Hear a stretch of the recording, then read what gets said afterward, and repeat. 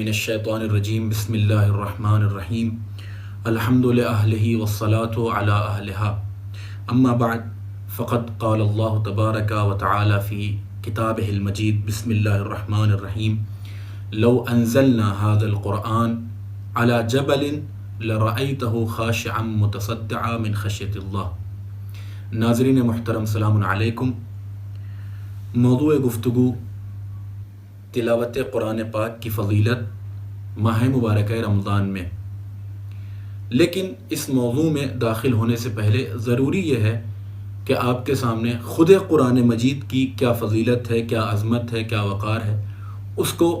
بیان کرنا مقصود ہے۔ آج کی اس تقریر میں، آج کی اس ویڈیو میں صرف اور صرف عظمت قرآن مجید، وقار قرآن مجید اور فضیلت قرآن مجید آپ کے سامنے بیان کرنا ہے۔ قرآن کریم وہ کتاب ہے کہ جس میں کوئی شک و شبے کی گنجائش نہیں،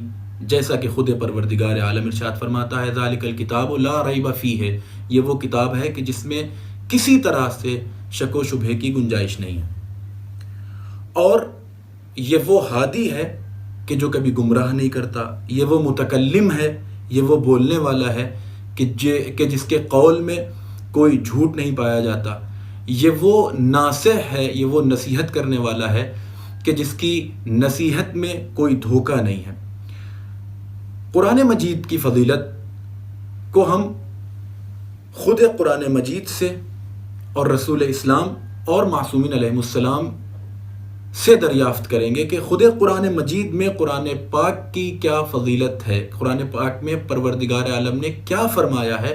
خود قرآن مجید کی فضیلت میں۔ جو آیت میں نے اپنا سرنامہ کلام قرار دیا، جس آیت کو میں نے اپنا سرنامہ کلام قرار دیا، اس میں خود پروردگار کہہ رہا ہے کہ لو انزلنا هذا القرآن، اگر میں اس قرآن کو لو انزلنا هذا القرآن على جبل، اگر میں اس کو پہاڑوں پر نازل کر دیتا تو وہ ریزہ ریزہ ہو جاتے۔ کس وجہ سے؟ خوف پروردگار سے، خاشعا متصدعا۔ تو عزیزان گرامی، اس آیہ کریمہ سے خود عظمت قرآن مجید، عظمت قرآن پاک ہمارے سامنے آشکار ہوتی کہ یہ کتنی عظیم کتاب ہے اور یہ کتنی عظیم نعمت ہے کہ جس میں تمام اشیاء کا علم موجود ہے، اور ہم اس کے ذریعے سے دنیا کے تمام امور کو حل کر سکتے ہیں۔ اس کے علاوہ خود قرآن مجید میں ایک اور آیت آپ کے سامنے پیش کروں کہ پروردگار عالم ارشاد فرما رہا ہے کہ وَنُنَزِّلَ مِنَ الْقُرْآنِ مَا هُوَ شِفَاءٌ وَرَحْمَةٌ لِّلْمُؤْمِنِينَ وَلَا يَزِيدُ الظَّالِمِينَ إِلَّا خَسَارًا، کہ ہم نے اس قرآن مجید کو جو تم پر نازل کیا ہے یہ شفا ہے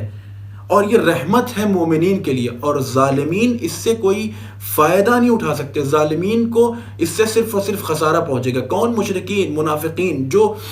اسلام کے لباس میں یا خود قرآن پاک سے کچھ حاصل کر کے ہمیں نقصان پہنچانا چاہیں، وہ نقصان نہیں پہنچا سکتے۔ لیکن یہ شفا ہے کس کے لیے؟ مومنین کے لیے، رحمت ہے مومنین کے لیے۔ یہ آیت خود عظمت قرآن مجید کو بیان کر رہی ہے۔ اس کے علاوہ قرآن مجید میں ایک آیت ہے کہ اذا قرئ القرآن فاستمعوا له وانصتوا لعلکم ترحمون، کہ اگر قرآن مجید کی تمہارے سامنے تلاوت ہو رہی ہو تو تم پر ضروری ہے کہ تم خاموش ہو جاؤ اور خاموشی سے اس کو سنو، ضرور بھی ضرور سنو۔ یعنی نہ یہ کہ تم تلاوت کر رہے ہو، بلکہ اگر تمہارے سامنے کوئی اور تلاوت فرما رہا ہو تو تم پر ضروری ہے کہ قرآن کے احترام میں، قرآن کی عظمت کو مد نظر رکھتے ہوئے خاموش ہو جاؤ اور جو پڑھا جا رہا ہے اس کو سنو۔ کیوں سنو؟ کیونکہ یہ قرآن مجید ہدایت ہے مومنین کے لیے، اور اگر ہم اسی ہدایت کے منارے کو چھوڑ دیں، ترک کر دیں، تو ہم کوئی استفادہ، کسی طریقے کوئی فائدہ حاصل نہیں کر سکتے۔ اب عزیزان گرامی، یہ تو تھی 2-3 آیتیں جو میں نے آپ کے سامنے پیش کی خود قرآن مجید سے۔ آئیے دیکھتے ہیں کہ رسول اکرم صلی اللہ علیہ وآلہ وسلم نے خود قرآن کی عظمت کو بیان کرنے کے لیے کیا ارشاد فرمایا۔ رسول اسلام ارشاد فرماتے ہیں کہ اصدق القول وابلغ الموعظہ واحسن القصص کتاب اللہ، کہ سب سے سچا قول اگر کوئی ہے، سب سے بہترین بلیغ وعظ و نصیحت اگر کوئی کرتا ہے، اور سب سے بہترین قصص اگر کسی میں موجود ہے تو وہ کتاب اللہ، یعنی پروردگار کی کتاب قرآن مجید میں۔ یہ نبی اکرم کا یہ قول کہ سب سے بہترین سچا قول سب سے بہترین وعظ و نصیحت، سب سے بہترین قصے اگر موجود ہیں تو قرآن مجید میں اس بات کی طرف اشارہ کر رہے ہیں کہ قرآن کریم کتنی باعظمت کتاب ہے۔ اس کے علاوہ نبی اکرم نے ایک بہت ہی بہترین اور لطیف پہلو کی طرف اشارہ کیا کہ کہا ان اردتم عیش السعداء و موت الشہداء والنجات یوم الحسرہ والذل یوم الحرور، کہ اگر تم چاہتے ہو کہ سعادت مندوں کی زندگی گزارو، اگر تم چاہتے ہو کہ شہادت پر تمہیں موت آئے، اور اس دن کہ جب لوگ اپنے اعمال کے لیے، اپنے نامہ اعمال کو لے کر پریشان ہوں گے، اس دن اگر تم نجات چاہتے ہو، اور روز محشر کی گرمی میں اگر تم چاہتے ہو کہ تمہیں سایہ ملے اور ہدایت ملے، یوم الضلالہ، کہ جس دن لوگ اپنے اعمال کی وجہ سے اپنے اعمال کی وجہ سے پریشان ہوں گے، تو تم پر ضروری ہے، تم پر واجب ہے کہ فدرسوا القرآن، کہ تم قرآن کو پڑھو، قرآن کو سیکھو۔ کیوں؟ فإنہ کلام الرحمن وحرز من الشیطان، کہ یہ کلام پروردگار ہے اور شیطان سے ہم کو بچاتا ہے۔ نبی اکرم نے کیا کہا کہ اگر تمہیں سعادت مندوں کی زندگی گزارنا ہے، اگر تمہیں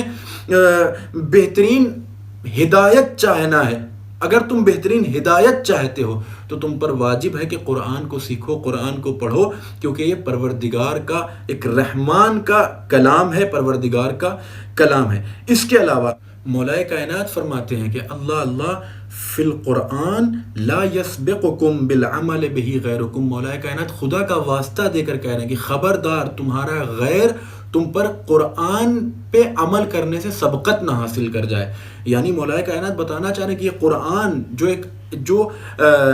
ہدایت ہے ہمارے لیے، جو دین کو لے کر آیا، جو شریعت کو لے کر آیا، اس پر عمل کرنے میں تمہیں پہل کرنی ہے، تم سب سے آگے بڑھو۔ ایسا نہ ہو کہ تمہارا کوئی غیر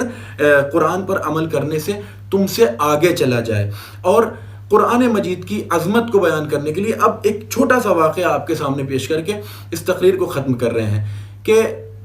قرآن مجید جب نازل ہوا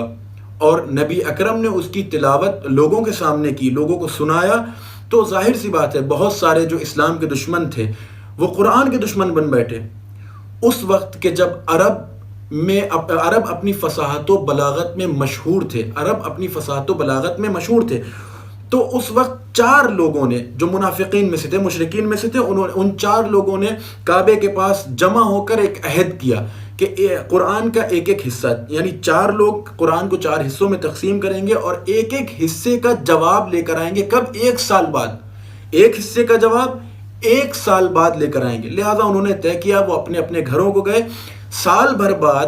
جب پلٹے اور ایک ساتھ جمع ہوئے تو وہ 4 لوگ، جس میں سے ابن الاوجا اور ابو شاکر دیسانی اور ابن مقنع، عبد الملک بصری، یہ سب جمع ہوئے۔ تو ابن اوجا نے کہا کہ میں پورے سال صرف اور صرف اس ایک آیت پر غور کرتا رہا، فلما استیئسوا منہ خلصوا نجیہ، اس آیت پر غور کرتا رہا، لیکن